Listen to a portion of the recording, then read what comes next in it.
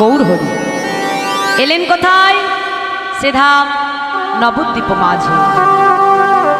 শাস্ত্রে বলছে বাবা 24 বছর শেষ যেই মাঘ মাস, তারই শুক্লপক্ষে প্রভু আমার করিলেন সন্ন্যাস। সন্ন্যাস করি প্রভু গুরু নমস্কারী, প্রেমাবেশে চলিলেন আমার শ্রী গৌরাঙ্গ হরি। তাহলে আমার মহাপ্রভু তিনি সন্ন্যাস নিয়েছিলেন কত বছর বয়সে? কত বছর মায়েরা? 24 বছর। বাহ! সময়টা কখন? মাঘ মাস।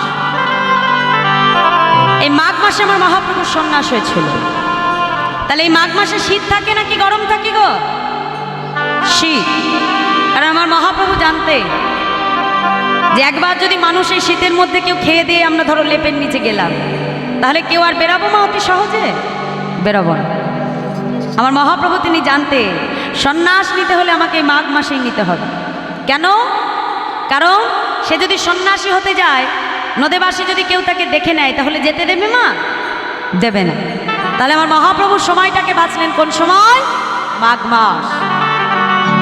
তা যেদিন আমার প্রভু সন্ন্যাস নেবে বাবা, বিষ্ণুপ্রিয়া দেবীর সঙ্গে একই পালঙ্কে আমার প্রভু শয়নে আছে।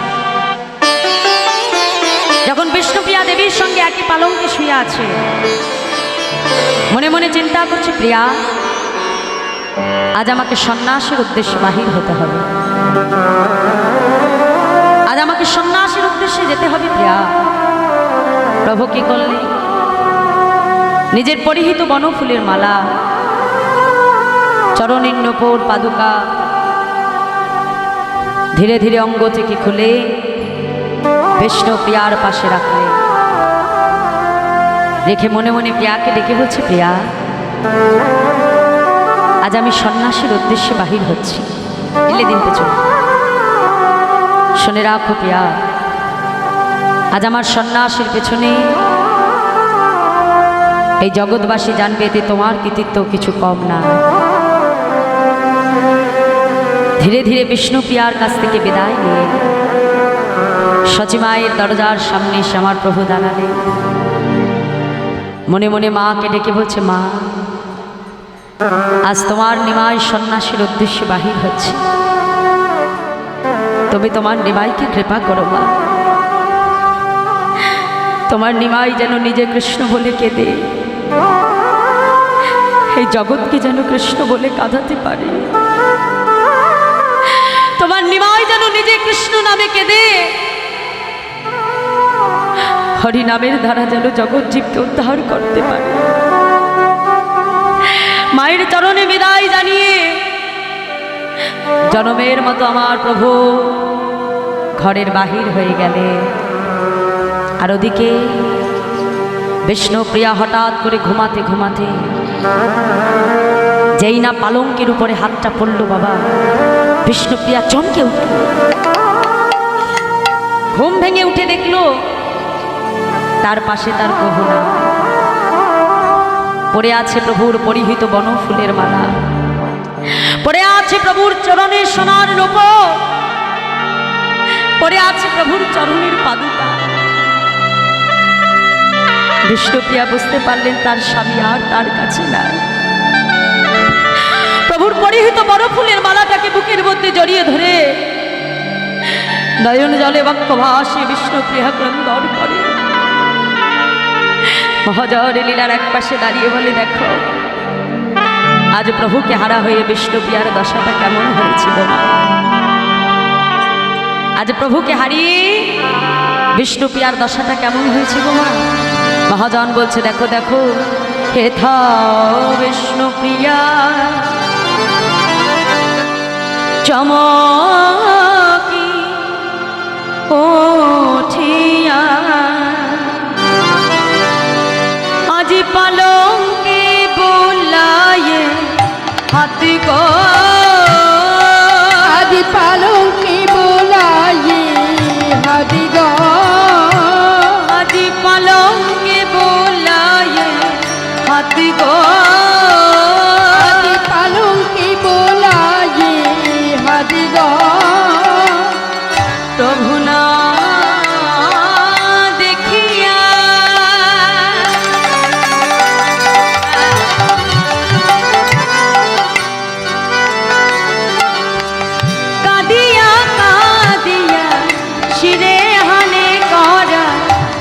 গো আদি প্রভু না দেখিয়া কাটিয়া কাটিয়া চিরিহানি করা আদি গো বলে প্রভু তুমি কোথায় গেলে প্রভু তুমি কোথায় গেলে বলে প্রভু তুমি কোথায় গেলে বলে প্রভু তুমি কোথায় গেলে এই অভাগিনীকে একা ফেলে প্রভু এই কি তোমার মনে ছিল হরি গৌর হরি গৌর হরি গৌর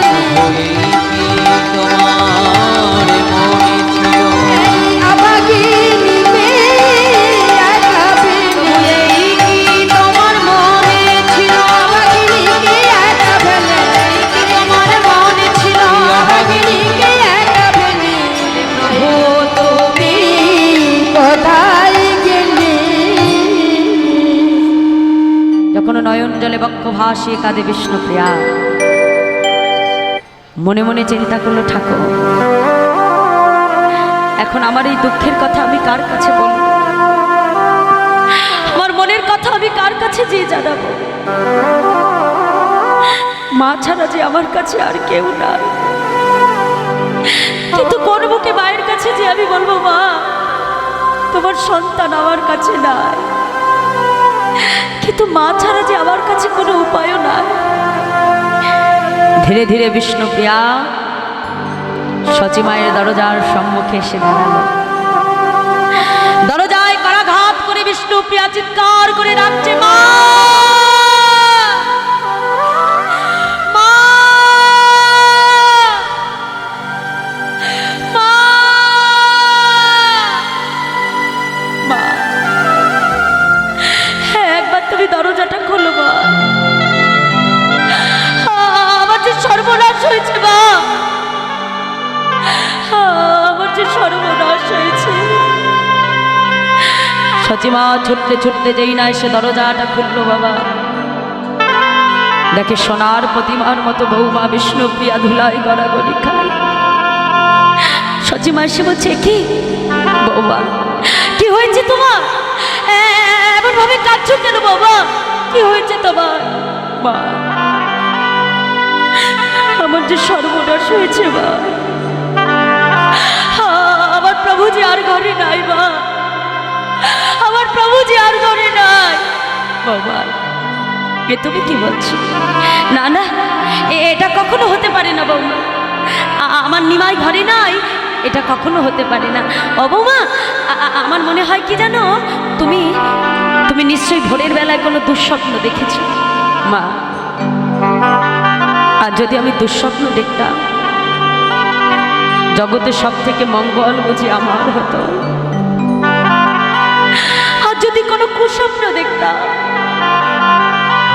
জগতের সব থেকে মঙ্গল বুঝি আমার হতো মা তোমার যদি বিশ্বাস না হয় তুমি নিজে গিয়ে দেখে এসো সচিমা পাগলিনীর ন্যায় ছুটতে ছুটতে নিমাইয়ের ঘরের সামনে এসে ডাকছে নিমাই ও নিমাই নিমাই দেখ ওই পাগলিটা কি বলে নিমাই বলে তুই নাকি ঘরে নাই নিমাই এটা তো কখনো হতে পারে না রে নিমাই ও নিমাই আমাকে একবার মা বলে ডাক না নিমাই একবার আমাকে মা বলে ডাক না বাবা যেইরা ঘরের মধ্যে প্রবেশ করল দেখে পালঙ্কের উপরে নিমাইয়ের পরিহিত বনফুলের মালা চরণের নূপুর পাদুকা মায়ের মন তো কখনো মানতে পারে না যে তার সন্তান তার কাছে নাই বাবা এই জগতের কথা চিন্তা করেই দেখো বাবা এই জগতে যেন কোনো পিতামাতা যদি জীবিত থাকে আর তার সামনে যদি তার মৃত সন্তানকে আনা হয় কখনো পিতামাতার মন মানতে চায় না যে আমি বেঁচে আছি কিন্তু আমার সন্তান আমার কাছে না কোনো পিতামাতা মানতে পারে বাবা চোখের সামনে সন্তানকে দেখেও মনটা মানতে চায় না। আজ মাতা বিষ্ণুপ্রিয়া যেন মানতে পারে না, সচি মাতা যেন মানতে পারছে না তার নিমাই তার কাছে নাই। বৌমার কাছে এসে বলছে, বৌমা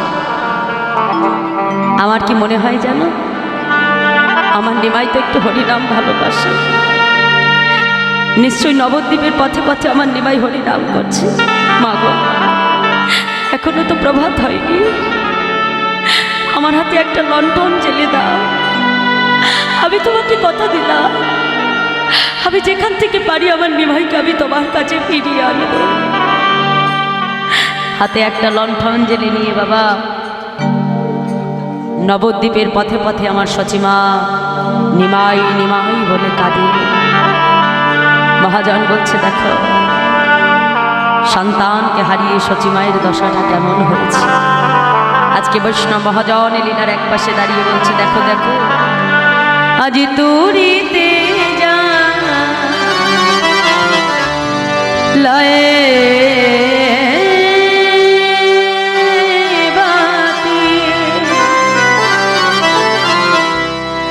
মায় আমার খুঁজিছেন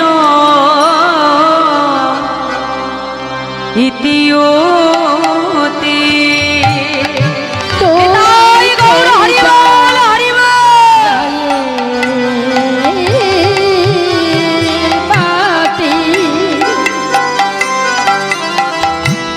মায়া মারি খুঁজিছেন ইতিওতে, আজ কোন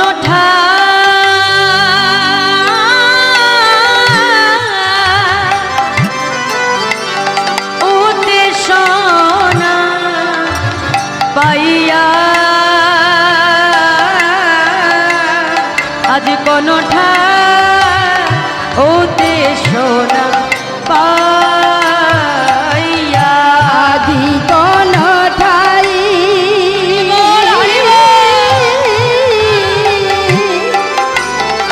ওতে সোনা পাইয়া,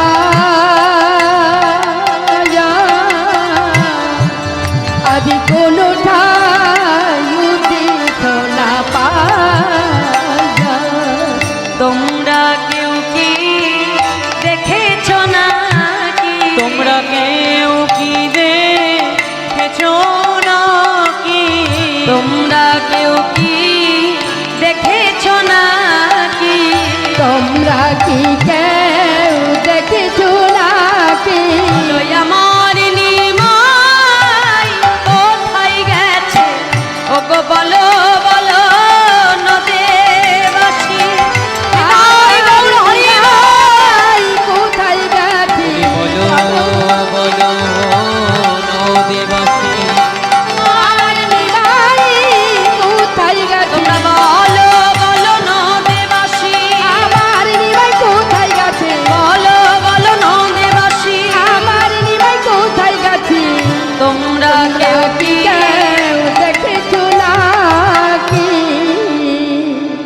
মায় আমার নবদ্বীপের পথে পথে নিমাইকে খুঁজে বেড়ায়, কিন্তু নবদ্বীপে তখনও যে প্রভাত হয় না, চারিদিকে জনমানব শূন্য, কোনো জায়গায় কোনো মানুষ না। পথের মধ্যে ঘুরে বেড়াচ্ছি তস্তত কিছু কুকুর। সচিমাতা আজকে ছুটে গিয়ে কুকুরগুলোর কণ্ঠটা জড়িয়ে ধরে বলে, ওরে তোরা কেউ কি বলতে পারিস আমি কোন পথে গেলে আমার নিমাইকে ফিরে পাবো? এই নবদ্বীপের এমন কেউ নাই আমাকে আমার নিমাইয়ের সন্ধান বলে দিতে পারে। আমি কখন থেকে নদী আর পথে পথে আমার নিমাইকে খুঁজে বেড়াই, কিন্তু কেউ আমাকে আমার নিমাইয়ের সন্ধান দিতে পারে না। বল বল আমি কোন পথে গেলে আমার নিমাইকে খুঁজে পাবো? মা আমার নিমাই নিমাই বলে কাঁদে। নবদ্বীপের প্রতিধ্বনি যেন বলে, নাই নাই মা। আজ তুমি যতই তোমার নিমাইকে খুঁজে বেড়াও না কেন, নবদ্বীপে আর কোথাও আমরা প্রভুকে ফিরে পাবো। আমরা যে প্রভুকে হারিয়ে ফেলেছি গো মা, নবদ্বীপে নবদ্বীপে আর কোথাও খুঁজলে আমাদের প্রভুকে আমরা ফিরে পাবো না মা। আমাদের প্রভু যে আমাদের কাছে না। সচিবা মনে মনে চিন্তা করলো, আচ্ছা এই নবদ্বীপে আমার নিমাইয়ের সব থেকে প্রাণের প্রিয় স্থানটি হলো শ্রীবাস অঙ্গন। আমি একবার যে দেখে আসি আমার নিমাই শ্রীবাস অঙ্গনে থাকলেও থাকতে পারে। ছুটতে ছুটতে শ্রীবাসের আগে না এসে ডাকছে, শ্রীবাস, শ্রীবাস, একবার দরজাটা খুলো বাবা, একবার তুমি দরজাটা খুলো শ্রীবাস, শ্রীবাস, হ্যাঁ একবার দরজাটা খুলো। যেই না এসে শ্রীবাস পণ্ডিত দরজাটা খুলেছে, সঙ্গে সঙ্গে এসে দেখে আমার সচি মায়ের আলু থালু কেশ, নয়ন জলে বক্ষ ভাসে কাঁদে। শ্রীবাস পণ্ডিত ছুটে এসে বলছে, মা এ কি তোমার এমন বেশ কেন? মা কি হয়েছে তোমার? শ্রীবাস আমার কথা পরে শুনিস, আজ আগে আমার কথা নয় শ্রীবাস, শুধু আমাকে বলো আমার নিমাই তোমার অঙ্গনে আছে কিনা। মা প্রত্যেকদিন প্রভু এই অঙ্গনে হরি নাম করে, কিন্তু কাল তো প্রভু আসেনি মা। শ্রীবাস এ তুমি কি বললে? আমার নিমাই তোমার অঙ্গনে আসেনি? আমার নিমাই যখন তোমার অঙ্গনে আসেনি, তাহলে নবদ্বীপে আর কোথাও গেলে আমি আমার নিমাইকে ফিরে পাবো না।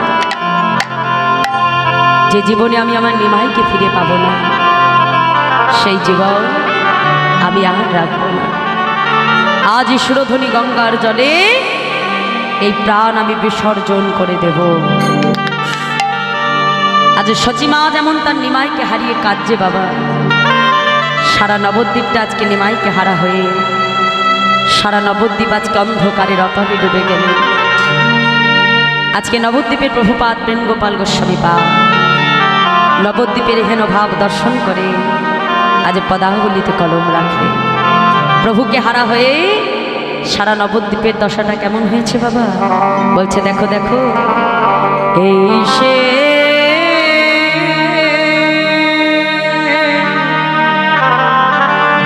নদিয়া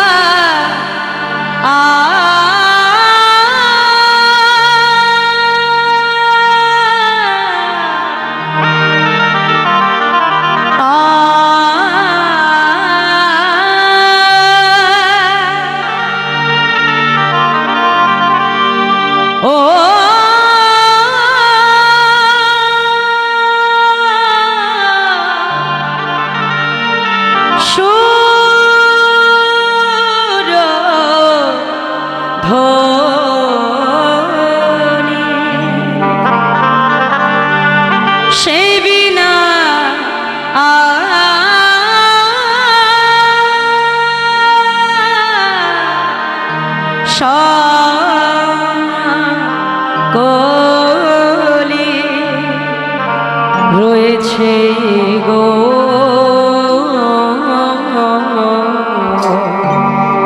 এসে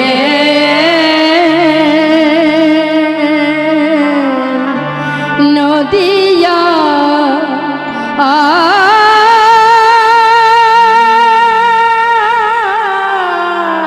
হরি বল হরি বল।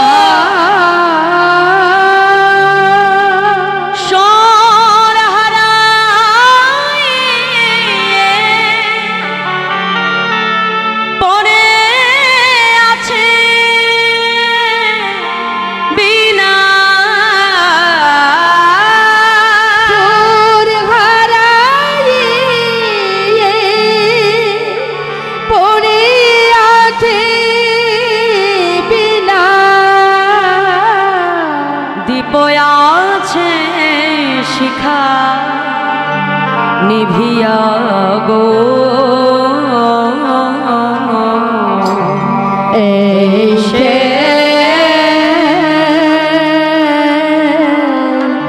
নদিয়া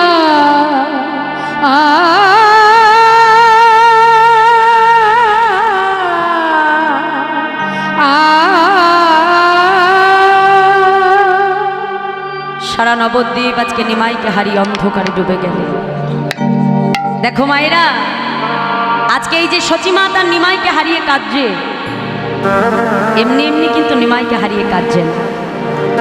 শাস্ত্রে বলছি, কাদালে কাঁদিতে হয়, কথাটি মিথ্যা নয়। মহাজন আজকে লীলার এক পাশে দাঁড়িয়ে বলছে, মাগো আজ তুমি নিমাই নিমাই বলে কাঁদলে কি হবে? তুমি কি ভুলে গেলে তেতা যুগে তুমিও কিন্তু একজন মায়ের অন্তরে আঘাত করেছিলে, আর তেতা যুগে তুমি তাকে কাঁদিয়েছিলে বলে আজ তোমাকে সন্তান হারা হয়ে এমন ভাবে কাঁদতে হচ্ছে। মায়েরা, আমার সচিমাতার কাঁদছে, এটা কিন্তু এই কলিযুগে নিমাইকে হারিয়ে কাঁদছে সেটার জন্য নয়। তেতা যুগে আমার সচিমা অভিশাপ পেয়েছিলেন বলে আজ কিন্তু এই কলিযুগে তিনি নিমাইকে হারিয়ে কাঁদছে। কেন? কারণ এ জগতে যদি কখনো কোনো মানুষের অন্তরে আঘাত করা হয় বাবা, আর সেই আঘাত যদি তুমি করে থাকো বা কাউকে যদি তুমি দুঃখ বা কষ্ট দিয়ে থাকো, তাহলে তোমাকেও কিন্তু সেই দুঃখ কষ্ট পেতে হবে। এটা স্বয়ং ভগবান নিজে আচরণ করে জীবকে শিক্ষা দিয়েছে। ভগবানও নিজে নিস্তার পায়নি, তাই আজকে সচিমাতা কার্যে তেতা যুগের অভিশাপে। তেতা যুগে দয়াময় রামচন্দ্র যেদিন অযোধ্যায় রাজা হবে, একটু মন দিয়ে আস্বাদন করুন। সারা অযোধ্যাবাসীর মনে আনন্দ যে আগামীকাল রাম রাজা হবে। সারা নবদ্বীপে আনন্দের ঢল পড়েছে, সারা নবদ্বীপে আনন্দ, সারা অযোধ্যায় আনন্দ যে আগামীকাল তাদের প্রাণের রাম রাজা হবে।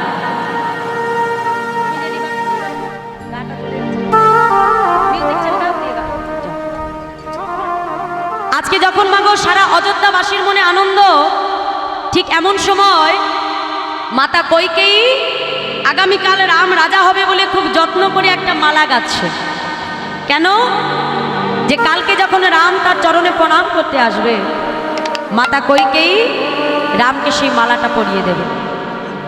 তা মায়েরা, আমরা জানি যে কইকেয়ী রামকে 14 বছরের জন্য বনবাসে পাঠিয়েছিল, কিন্তু একটা কথা মনে রাখবে, কইকেয়ী যেমন তার সন্তান ভরতকে ভালোবাসতো, তার প্রাণের অধিক ভালোবাসতো রামকে। কাল রাম যখন রাজা হবে মনের আনন্দে একটা মালা গাচ্ছে, এমন সময় কইকেয়ী ছোটবেলার দাসী, যার নাম ছিল বাবা মন্থরা, সেই মন্থরা এসে আজকে কইকেয়ীর কর্ণমূলে কুমন্ত্রণা প্রদান করছে। কইকেয়ীকে ডেকে বলছে, শোনো কইকেয়ী, আগামীকাল যদি রাম রাজা হয় তাহলে কৌশল্যা হবে রাজমাতা, আর তুমি হবে ভিখারিণী। যেই না কথাটা বলেছে, সঙ্গে সঙ্গে কইকেয়ী মন্থরাকে ডেকে বলছে, মন্থরা, আমি দেখি ছোটবেলা থেকেই তুই আমার রামের কোনো ভালো সহ্য করতে পারিস না। আরে আমার রামের যদি কোনো ভালো হয়, তোর এত গাত্রদাহ কেন করে? কেন তুই আমার রামকে ভালোবাসতে পারিস না? সঙ্গে সঙ্গে মন্থরা ডেকে বলছে, শোনো কইকেয়ী, তোমার পিতা কেকই রাজা ছোটবেলা থেকেই আমাকে মোটা অঙ্কের মাইনা দিয়ে তোমার দাসীবৃত্তি করে রেখেছে, আমাকে দাসী করে রেখেছে, আর তার জন্য আমি তোমার দাসীবৃত্তি করছি। তোমার স্বামী রাজা দশরথ মোটা টাকার মাইনা দিয়ে আমাকে দাসী করে রেখেছে, আমি তাই তোমার দাসীবৃত্তি করছি। আমি দাসী, দাসীবৃত্তি করাই হলো আমার কাজ। কিন্তু তুমি ভুলে যেও না, তুমি হলে কেকই রাজার কন্যা কইকেয়ী। তাই আগামীকাল যদি কৌশল্যা রাজমাতা হয়ে যায়, আর তখন যদি তোমাকে পথের বাইরে ছুঁড়ে ফেলে দেয়, বলো তুমি তখন কোথায় যাবে? আরে কইকেয়ী, তোর মনে কি রাজমাতা হবার বাসনা নাই? কথাটা বলে মা মন্থরা চুপচাপ দাঁড়িয়ে আছে। কারণ এ জগতে আমাদের প্রত্যেকটা মানুষের ভেতরেই কিন্তু মা কাম, ক্রোধ, লোভ, মদ, মোহ, বাৎসর্য, এই ষড়রিপুর বাস। লোভ লালসা আমাদের প্রত্যেকটা মানুষের মধ্যেই আছে বাবা। যখনই কথাটা বলেছে, কিছুক্ষণ পরে কইকেয়ী মন্থরাকে ডেকে বলছে, হ্যারে মন্থরা, বলি আমাকে যদি রাজমাতা হতে হয় তাহলে কি করতে হবে? বলছে কিছু নয়, তুমি যখন তোমার স্বামীকে দুইবার প্রাণে বাঁচিয়েছ, তোমার স্বামী তোমাকে দুটো বর দিতে চেয়েছিল, তুমি কিন্তু তখন বর দুটো নেও নাই, কিন্তু আজ সময় এসেছে তোমার স্বামীর কাছ থেকে বর দুটো চেয়ে নেওয়া। বলছে আজ সময় এসেছে বর দুটো চেয়ে নেওয়ার উপযুক্ত সময়। তুমি একটা কাজ করো, এই উপযুক্ত সময়ে তুমি তোমার স্বামীর কাছ থেকে বর দুটো চেয়ে নাও। যেই না বলেছি সঙ্গে সঙ্গে কইকেই কি করলো, আজকে গোসা ঘরে এসে মা দরজাটা বন্ধ করে অভিমান করে সে অভিমান কক্ষে বসে আছে। আর যেই অভিমান কক্ষে বসেছে, ওদিকে রাজা দশরথ আজকে কইকেইকে সারা জায়গায় খুঁজতে খুঁজতে কোনো জায়গায় না পেয়ে অভিমান কক্ষে এসে দেখলো কইকেই অভিমান করে বসে আছে। কইকেইকে ডেকে রাজা দশরথ বলছে, হ্যাঁ গো কইকেই, একই আগামীকাল রাম রাজা হবে আর তুমি কেন অভিমান কক্ষে বসে আছো? সঙ্গে সঙ্গে কইকেই বলছে, শোনো স্বামী, আমি দুইবার তোমাকে প্রাণে বাঁচিয়েছিলাম, তুমি আমাকে দুইবার বর দিতে চেয়েছো, কিন্তু তখন বর দুটো আমি নিইনি, কিন্তু আজ সময় এসেছে বর দুটো চেয়ে নেওয়া। এ তো বড় আনন্দের কথা। আগামীকাল আমার রাম রাজা হবে আর তুমি হবে। আমার রাম যদি রাজা হয়, আজ আমার মনে এত আনন্দ যে আমার কাছে যে যা চাইবে আমি তাকে তাই দেব। বলো তুমি কি চাও? বলছে বেশ, তাহলে শুনে রাখো, আমার প্রথম বরটি হলো যে আগামীকাল রাম রাজা হবে না, রাজা হবে আমার ছেলে ভরত। বলছে বেশ, রামও যেমন আমার সন্তান, ভরতও আমার সন্তান। রাম রাজা হলে আমার যেমন আনন্দ, ভরত রাজা হলেও আমার একই আনন্দ। বলো তোমার দ্বিতীয় বর কি চাই? বলছে আমার দ্বিতীয় বর হলো যে আগামীকাল রামকে 14 বছরের জন্য বনবাসে যেতে হবে।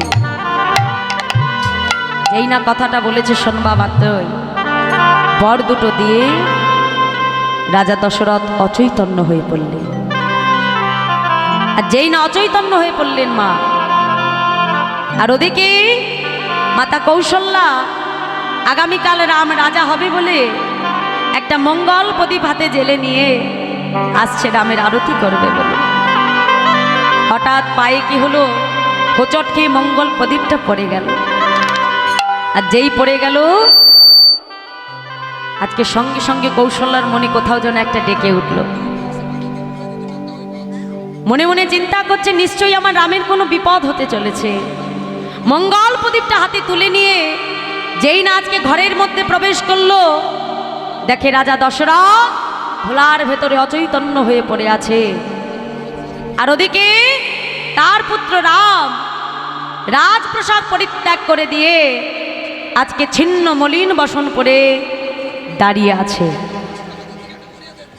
সঙ্গে সঙ্গে কি হলো, কৌশল্যা এসে আজকে কইকেইকে ডেকে বলছি, কইকেই এ আমি কি দেখছি,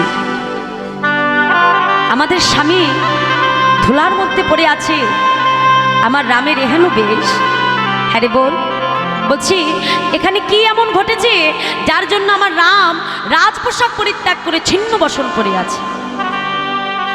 সঙ্গে সঙ্গে আজকে কইকেই কৌশল্যাকে ডেকে বলছে, শোনো কৌশল্যা, আমি আমার স্বামীর কাছে দুটো বর চেয়েছি যে আগামীকাল রাম রাজা হবে না, রাজা হবে আমার পুত্র ভরত। আর দ্বিতীয় বর হলো যে রামকে 14 বছরের জন্য বনবাসে যেতে হবে। যেই না বলেছে কথাটা শোনবা মাত্রই কৌশল্যা ছুটে এসে কইকেয়ীর হাতটা জড়িয়ে ধরে বলছে, বোন, আগামীকাল ভরত রাজা হবে, তাতে আমার কোনো দুঃখ নাই। হ্যাঁ রে, ভরত যেমন তোর সন্তান, ভরত আমারও সন্তান। ভরত রাজা হবে, তাতে আমার কোনো দুঃখ নাই। কিন্তু শোন বোন, একজন মায়ের কাছ থেকে তার সন্তানকে তুই দূরে ছড়িয়ে দিস না। যে রামকে এক মুহূর্ত না দেখে আমি থাকতে পারি না, তুই আমার রামকে 14 বছরের জন্য আমার কাছ থেকে সরিয়ে দিস না বোন। তুই এই বরটা ফিরিয়ে নে। কিন্তু কোনো কথাই শুনল না মা। আজকে কোনো কথাই তার শুনলো না। পরের দিবসেতে যখন দয়াময় রামচন্দ্র সীতা লক্ষ্মণকে নিয়ে বনবাসে চলে গেল, ওদিকে কৌশল্যা ক্রধান্বিত হয়ে কইকেয়ীর সম্মুখে দাঁড়িয়ে বলছে, কইকেয়ী, আজ একজন মা হয়ে তুই আর এক মায়ের অন্তরে আঘাত করলি।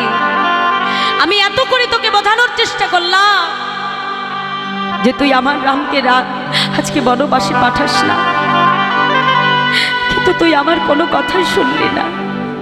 শুনে রাখ, আজ এক মা হয়ে আমি তোকে অভিশাপ দিলাম যে আজ যেমন আমার রামকে ছাড়া আমাকে 14 বছর কাঁদতে হবে, ঠিক আমার মতো করে আগামী 3 জনম তোকে আমার মতোই সন্তান হারিয়ে কাঁদতে হবে। নিতাই গৌর হরি বল, হরি বল। আজ আমি রামকে হারা হয়ে 14 বছরের জন্য কাঁদবো, কিন্তু আগামী 3 জনম তোকে আমার মতো সন্তান হারা হয়ে কাঁদতে হবে। প্রথম জনম তুই কাঁদবি দেবকী হয়ে, তোর গর্ভে 8টি সন্তান জন্ম নেবে, কিন্তু সন্তান সুখ কখনো তুই অনুভব করতে পারবি না। দ্বিতীয় জনম তোর কাটবে ইন্দ্রদম্য রাজার স্ত্রী গুন্ডিচা হয়ে। এক রাত্রেই তুই তোর 18টি সন্তানকে হারিয়ে ফেলবি, আর ওই 18টি সন্তান 18 নালা হয়ে পুরীধামে বিরাজ করবে। আর তৃতীয় জনম তোর কাটবে নবদ্বীপের সচী মা হয়ে। তোর পুত্র হবে নিমাই, আর নিমাই যেদিন জগৎজীবকে হরিনামে উদ্ধার করবার জন্য হরিনাম মহামন্ত্র জগৎকে প্রদান করবে, আর সেই হরিনাম যখন তোর কর্ণমূলে আসবে, সেই হরিনাম শ্রবণ করে তোর দেহটা হবে শুচি, আর সেই দিন তুই আমার অভিশাপ থেকে মুক্তি পাবি। তাহলে এই সেই মাতা কইকেয়ী মা যে 14 বছরের জন্য রামকে বনবাসে পাঠিয়ে 3 জনম তাকে সন্তান হারা হয়ে কাঁদতে হয়েছিল। তাহলে শাস্ত্রে বলছে কাঁদালে কাঁদিতে হয়, এ কথাটি মিথ্যে নয়। তাই সন্তানকে হারা হয়ে আজকে সচিমা নবদ্বীপের পথে পথে কেঁদে বেড়ায়।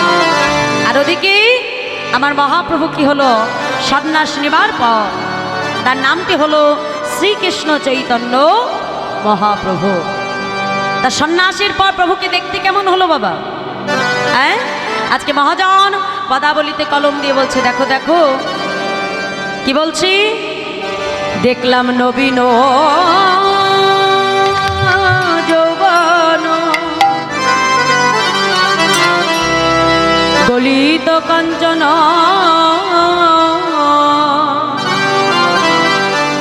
কোটি বেড়া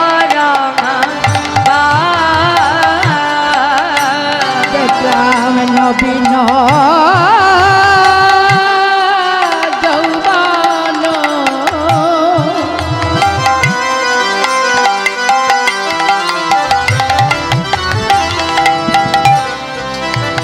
গলিত কাঞ্চন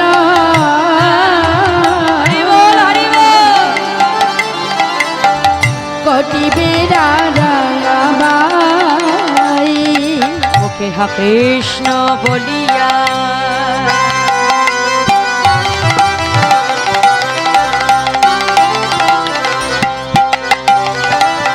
তো বাহু তুলিয়া ধাই গোরা যুদ্ধ